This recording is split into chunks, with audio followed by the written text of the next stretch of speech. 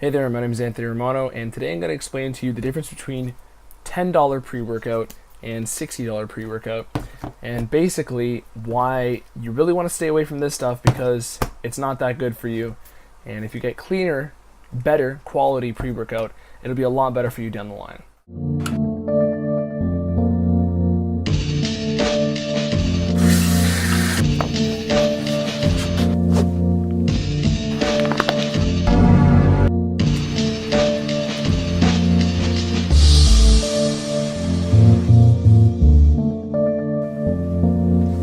So I was cleaning my room and I came across this old pre-workout that I bought when I was probably 17 years old for like maybe 10 bucks, I'm guessing, at a Walmart or grocery store or something. This is the 6-star pre-workout NO Fury, and I'm going to be comparing it to a much more luxury quality pre-workout that I have. And I know this seems like the most bro science topic I could be doing here today, just a guy comparing pre-workouts on YouTube, but this is going to teach you about the fillers and the sweetening and dye ingredients in your food or supplement products and what you should be avoiding.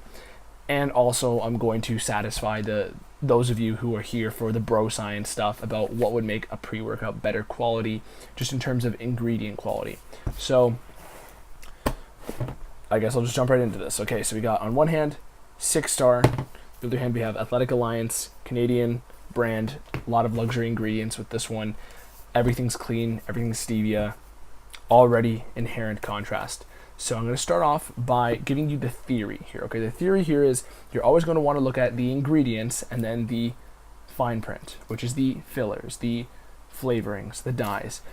So when you look at any product, you'll always see, doesn't matter if you can't read this, you see the main ingredients, and then you see the fine print where they have the filler ingredients listed.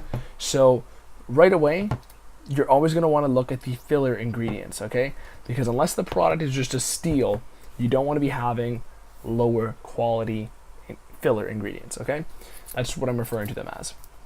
So right away off the bat, you see maltodextrin, okay? Maltodextrin or anything dextrin or ose is generally a sugar. So this is not necessarily bad, but it may contain gluten if you're gluten intolerant. It also will spike your blood sugars if you're doing any sort of low carb dieting, which is a specialty on my page here.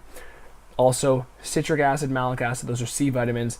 Natural and artificial flavors is a bit ambiguous, and a lot of times when it says that, you don't necessarily know what's in there. However, it typically lists those flavorings right after. So those, in this case, include sucralose, sulfate potassium, and red dye number 40, which is very popular.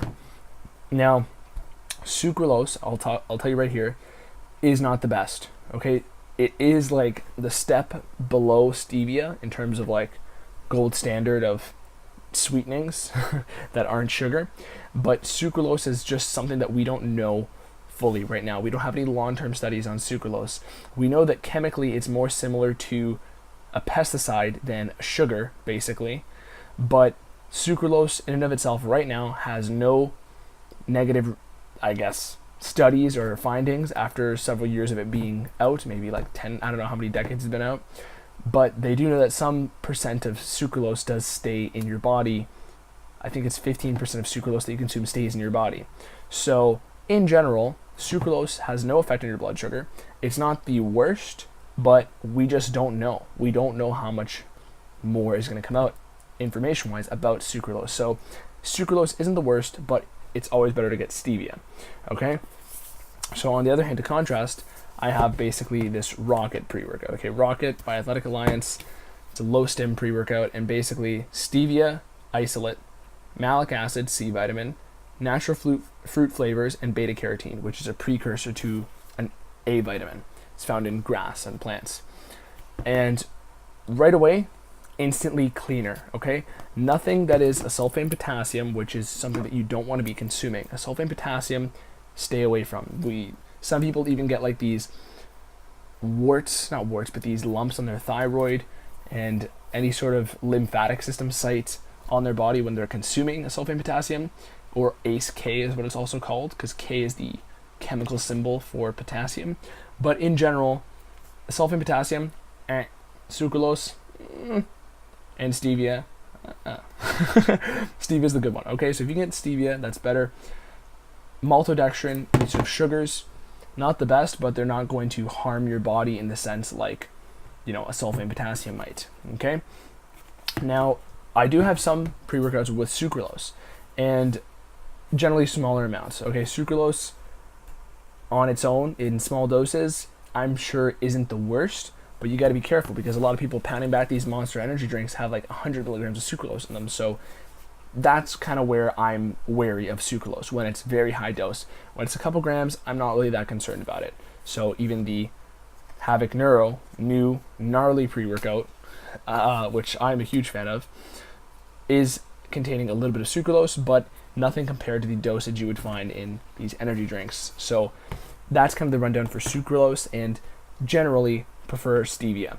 Now, in terms of the actual ingredients, okay, so this $10 pre-workout has L-arginine, taurine, and L-citrulline. So this is a proprietary blend. They don't actually explain the total doses, but the total amount of all that is 2,500.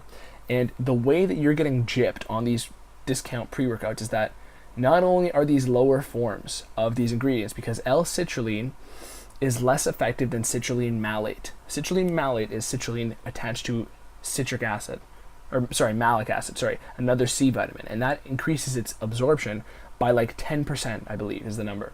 10 times, not 10%, 10 times the amount. So in general, L-citrulline is a weaker form. It's a cheaper form to put in here, and they're only giving you some sort of number that's less than 2,500 of 3 ingredients. So that's again where you're getting kind of gypped on these discount pre-workouts. In addition to the actual forms of citrulline you're getting in a better quality pre-workout is, let me find this. Basically you've got 3,000 milligrams in half a serving. So in 6,000 milligrams of citrulline malate in a high quality pre-workout, in one serving, 6,000 milligrams of the more luxurious form, the form that's going to actually do more for you. So even if they throw in a little bit of L-arginine, L-arginine has a harder time getting through your gut. Citrulline's going to go through the gut barrier and create more L-arginine in your body. So you would be better off just getting a higher dose of citrulline in that case than seeing, there's multiple pump ingredients that I recognize in here. So look at the dose and educate yourself on what is a better quality. If you're looking for pump ingredients, for example, citrulline malate is basically the gold standard. Now, again, even in terms of ingredient quality, these are two different products. But when you're looking at the amount of things, a lot of these pre-workouts will throw in different ingredients and just have the dose lower. So you'll see these ingredients and think that there's more in them, but in reality, the creatine monohydrate and creatine phosphate here, which seems like, 2 forms of creatine. The total dose of creatine in here is 1,600 milligrams, so 1,667 of 2 different types of creatine, which will both do absolutely nothing for you, compared to the creatine HCl, which is 2,000 milligrams in better quality pre-workout Rocket. You're basically getting a much more luxurious quality of creatine with 2,000 milligrams, which is the general scoop size of a full dose of HCl. HCl does have a smaller serving size than monohydrate because it's more effective. It can do more with less. So even with a more powerful creatine, there's still more than the 2 forms they have combined in the $10 pre-workout. So there's a lot of other things in here you guys can see. There's a whole hydration stack, endurance blend. There's actually BCAAs in here, beta-alanine, MCTs, vitamin C, taurine, a lot of good quality stuff in these products. And I mean, it's just a matter of you get what you pay for, okay? For me, of course, I always look at good quality pre-workout, and I look at these things. I look at, is this the form of this ingredient I want? Is the quantity of this ingredient adequate? And then I also look at the fillers and see, is there red dye number 40? Anything that's artificial sounding to you, that sounds like a chemical, you're going to want to stay away from. If it's citric acid, malic acid, you don't necessarily have to worry about. Beta carotene is fine. Natural fruit flavors are also things that you are generally in the clear for, unless it says fructose. Again, any of the oses, the sugars, you're going to want to stay away from. And then stevia, always the gold standard. So from there, I mean, I could go into more depth about the more luxurious quality ingredients, like this NAC, N-acetylcysteine here, the creatine HCl, BCAAs in here. These are things that you naturally would already figure out when you're comparing a $60 pre-workout compared to a $10 one.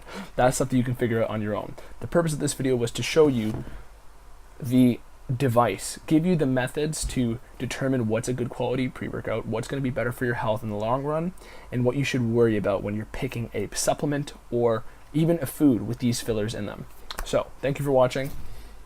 Hopefully you learned something of value here today, and if you want a free ketogenic diet meal plan or training plan, my links are in the description. Ask me some questions in the comments, and that's it for this one. My name is Anthony Romano. Thanks for watching. Peace.